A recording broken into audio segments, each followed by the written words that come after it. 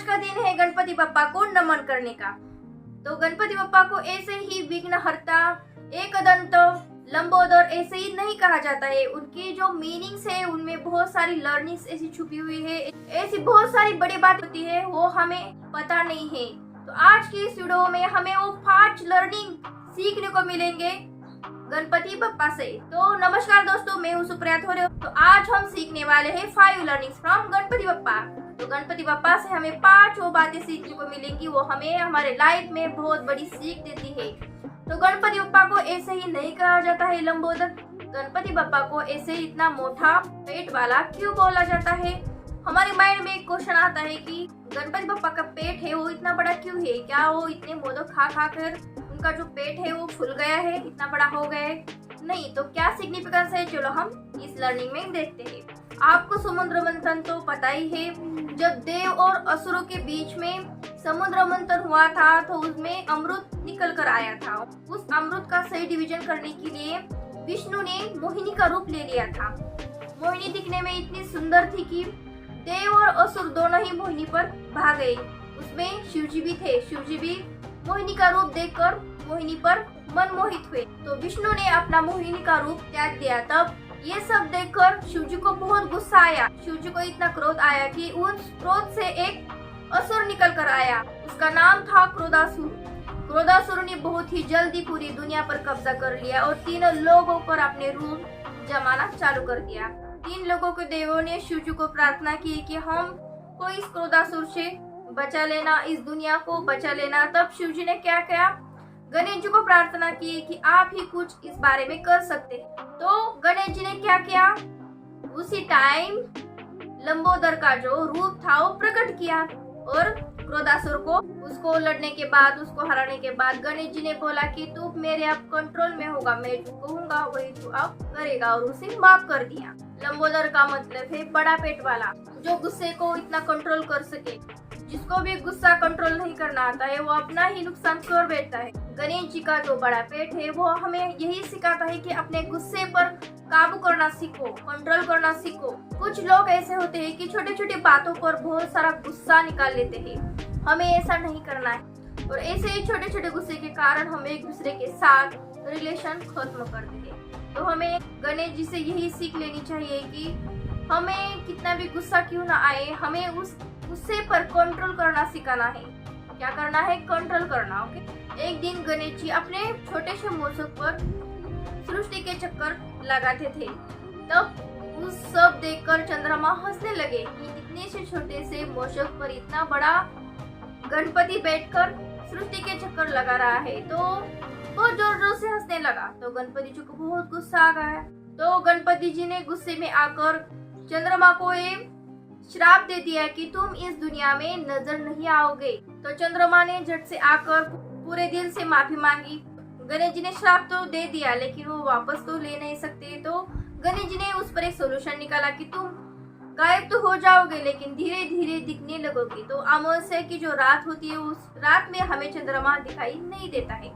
तो हमें गणेश जी से ये बड़ी बात सीखने को मिलती है कि चाहे कितने भी हमारे ऊपर क्यों ना लोग हंसने लगे या हमें कुछ बुरा या भला कहे, हमें उनसे क्या करना है? बचना है। उनसे जो बातें हैं हमें क्या करनी है? अनसुनी करनी है। जिन लोगों को जितना ज्यादा गुस्सा आ जाता है उनमें उतनी भी शक्ति होनी चाहिए कि माफ करने की।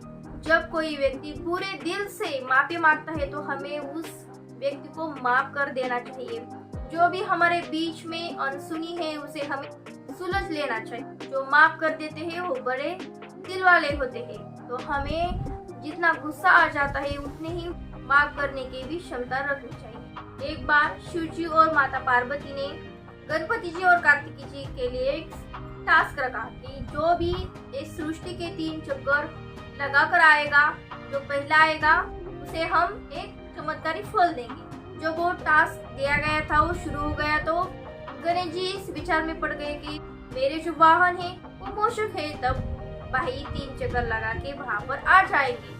तो क्या किया जाए? तो गणपति जी को एक सोल्यूशन मिलता है कि मैं मेरे माता पिता को ही 3 चक्कर लगा दूंगा, क्योंकि मेरे माता पिता ही मेरे सब कुछ है, मेरी पूरी दुनिया है। तो गणपति जी क्या करते हैं?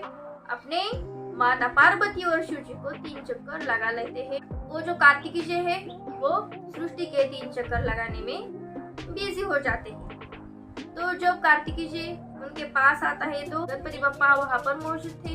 तो कहते हैं कि ये तो टास्क गणपति बप्पा ही जीत गए। तो गणपति बप्पा से हमें ये बहुत बड़ी सीख मिलती है कि हमें हमारे माता पिता को बहुत सेल्फ रिस्पेक्ट देना चाहिए। हमारे माता पिता ही हमारी पूरी दुनिया होती है। और दूसरी एक बात हमें सीखने को मिलती है कि हमारे जो पास होता है उससे ही हम कुछ अच्छा कर सके, ना कि हम इधर उधर भटक जाए।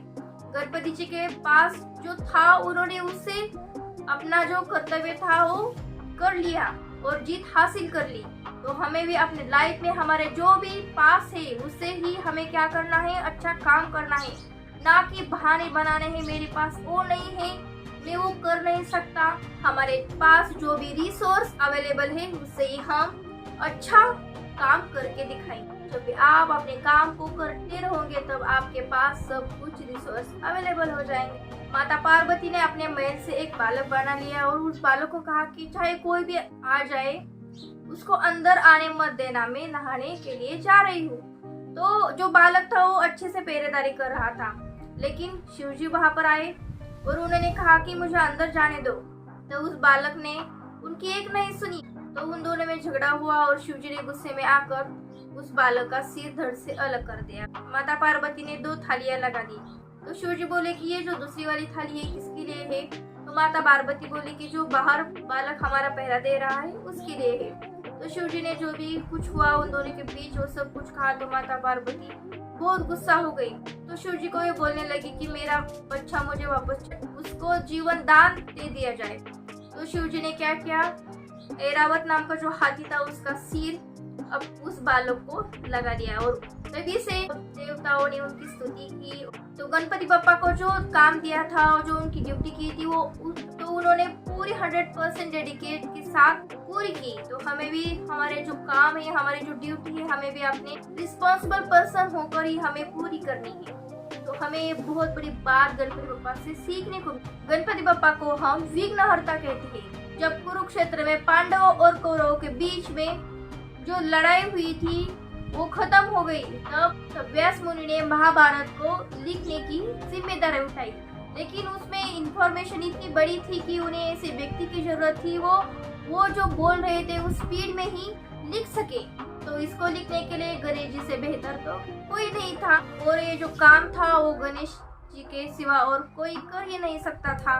ये बुद्धि के देवता और महाकाव्य रचयिता इस दोनों ने महाभारत लिखने को शुरू की। व्यास मुनि जैसे ही श्लोक बताते रहे गणपति जी वैसे ही श्लोक लिखते रहे। लेकिन बीच में ही गणपति जी को जो कलम थी वो टूट गई। लेकिन हम ऐसे ही श्लोक बंद नहीं कर सकते क्योंकि ये तो बहुत बड़ा टास्क है।